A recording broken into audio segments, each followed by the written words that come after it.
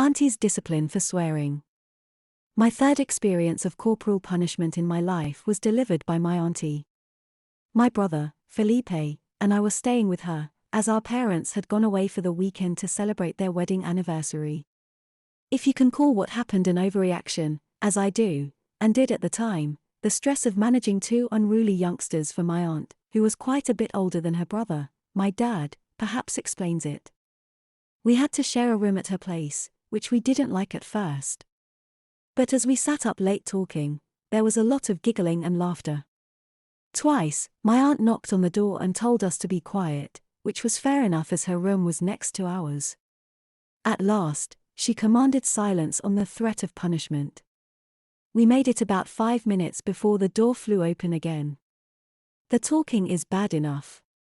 But the language I hear coming out of you two is a disgrace. We blushed. We'd been swearing like sailors and not even realizing it. We didn't swear in front of our parents, but would let our filters down at our auntie's place. Your father gave me full permission to punish you as I see fit. You'll be returning to bed with sore bottoms tonight. Downstairs, both of you. In silence, we sloped down the stairs and followed our aunt into the living room. Wait there. She disappeared into the kitchen. A moment later, she was back with a flat, wide wooden spoon. Felipe's eyes widened, and my heart began to beat against my ribs. Who is first? She asked. My brother stepped forward, and I was impressed with the dignity with which he comported himself. There was no crying or begging. He stepped forward with his head held high and volunteered to go first. I won't humiliate you by letting you see each other chastisement. May I wait in the kitchen? I went to the kitchen but, of course, I kept the door open just a crack and peeked through. I watched as my brother was told to kneel on the sofa, which my auntie had aligned with another chair. The sofa arm and the chair arm were together and, draped over the arms, your bottom would be pushed up. I watched through the crack of the door as Felipe obeyed, again with impressive calm and dignity.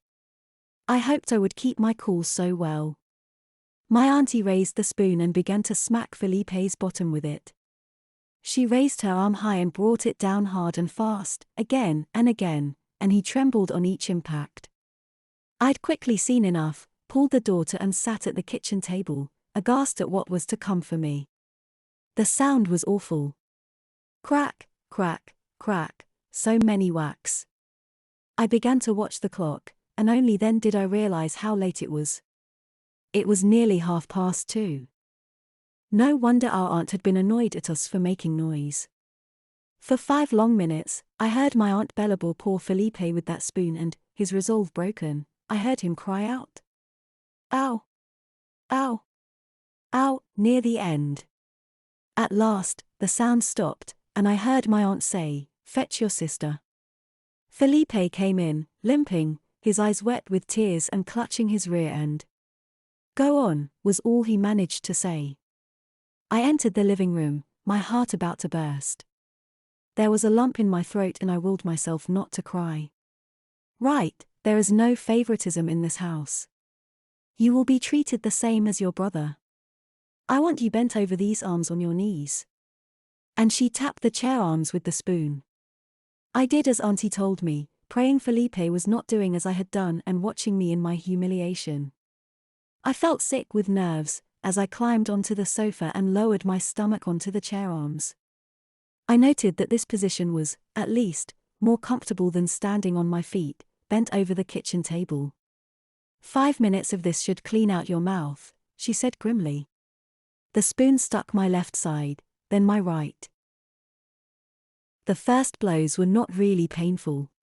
But after about 90 seconds, every inch of my bottom had been smacked and the blows continued to rain down. The spanks of the spoon that had already been hit hurt a lot, yet still, they continued. At last, I cried out in pain, something I'd never done while being slippered. The blows on already bruised flesh were just too much. Tears welled up and I remember saying, "Please, enough." There was to be no mercy. I guess it was 5 minutes she beat me for, but I was in too much pain to really think by the end. It was agonizing. At last, it was over. Auntie called Felipe in. My brother entered, and now I was the emotional one and he had time to calm down. He was, however, still clutching his bottom. Back to bed. Not one word out of you till morning, said my auntie. As soon as I was in bed, I burst into tears. The punishment, I felt, had been excessive for the crime. A few smacks for swearing might have been in order, but this was a serious beating. Felipe agreed, for he was not tearful but angry.